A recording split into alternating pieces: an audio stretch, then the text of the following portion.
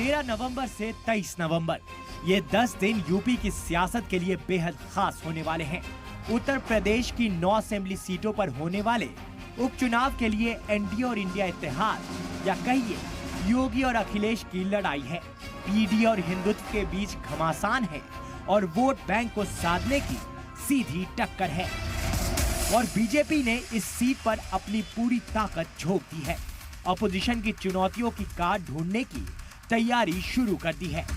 आपको बता दें कि सीट शेयरिंग में आरएलडी के खाते में आई मीरापुर सीट पर मरकजी वजीर जयंत चौधरी ने खतौली उपचुनाव जैसा ही सियासी इस्तेमाल किया है। साझा कैंडिडेट है, 2009 से और 2012 तक रही हूँ। पहले भी राष्ट्रीय लोकदल और भारतीय जनता पार्टी का साझा था। आज फिर वही समीकरण दोहराया जा रहा है, वही इतिहास दोहराया जा रहा है। मुस्लिम जाट गुर्जर अक्सरियत माने जाने वाले मीरापुर सीट पर जयंत ने मिथिलेश पाल को कैंडिडेट बनाया है, जबकि समाजवादी पार्टी ने सुम्बुल राणा को टिकट दिया है।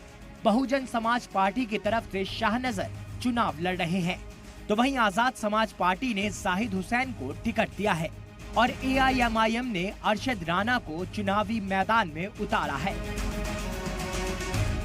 2013 दंगे के बाद से देखा गया है कि मुस्लिम समाज चुनाव के आखिरी वक्त में एकजुट होकर एक तरफा वोट करता है, चाहे विधानसभा चुनाव हो या लोकसभा चुनाव या फिर उपचुनाव।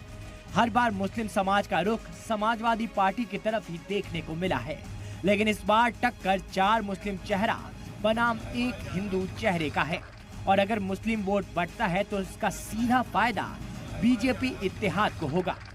प्रत्याशी से फाइट रहेगी, किसी से नहीं रहेगी। राजनीतिक दलों के साथ गठबंधन नहीं है। हमारा जो गठबंधन है वो सामाजिक गठबंधन है। हम समाज के गठबंधन कर रहे हैं, इसलिए सर्व समाज हमारे साथ है और हम सर्व समाज का गठबंधन लेकर साथ चल रहे हैं। मीरापुर सीट पर कास्ट इक्वेशन की बात करें तो यहाँ 3.23 लाख से ज्यादा वोटर्स हैं, जिनमें 1.25 लाख से ज्यादा मुस्लिम वोटर्स हैं और मुस्लिम के बाद दलित करीब 57,000 वोटर हैं। इसके अलावा 28,000 जाट, 22,000 गुर्जर, 18,000 प्रजापति, 15 से 20,000 पाल सैनी समेत दूसरी ओबीसी जातियां हैं। फीसदी के लिहाज से देखें तो 38% ओबीसी, 37% मुस्लिम, 20% दलित और 5% स्वर्ण जातियों का वोट है।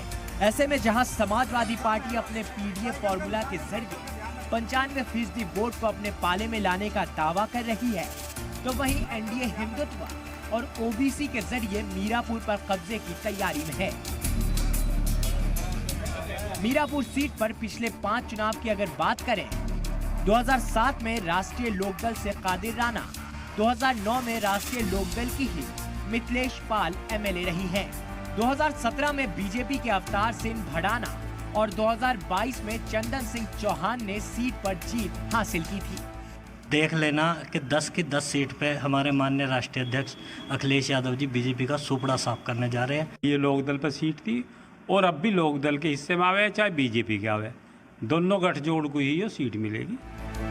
यानी मीरापुर का पिछला रिकॉर्ड बताता है कि यहाँ मुस्लिम और समाजवादी पार्टी का वजूद ना के बराबर है, लेकिन लोकसभा चुनावों के बाद जिस तरह यूपी का सियासी इक्वेशन बदला है, ऐसे में कयास यही लगाए जा रहे हैं कि मीरापुर उपचुनाव की सीधी फाइट सिर्फ और सिर्फ लोकदल की कैंडिडेट मिथिलेश पाल और समाजवादी पार्टी की सुम्बुल राणा के बीच ही देखने को मिलेगी। ब्यूरो रिपोर्ट, सलाम टीवी।